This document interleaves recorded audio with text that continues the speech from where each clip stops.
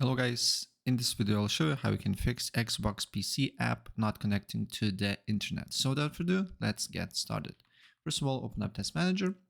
On Task Manager, look for Xbox and then completely close all the tasks related to Xbox here.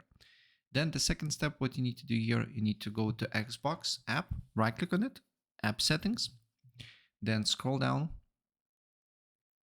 and then press repair and reset. After that, go to services. On services, scroll all the way down until you see Xbox services here. And then what you need to do here is to right click on it and restart.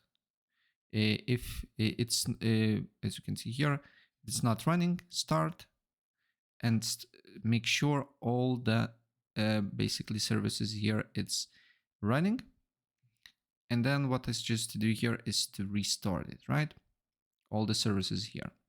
And look if the problem persists. If the problem persists, then you just need to open up Windows PowerShell, make sure to open as admin.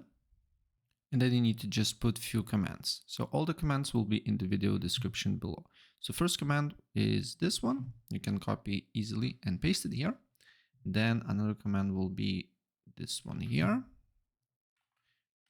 And then you should get a pop-up here. You just need to press install. Wait for a couple of seconds until installation process is done.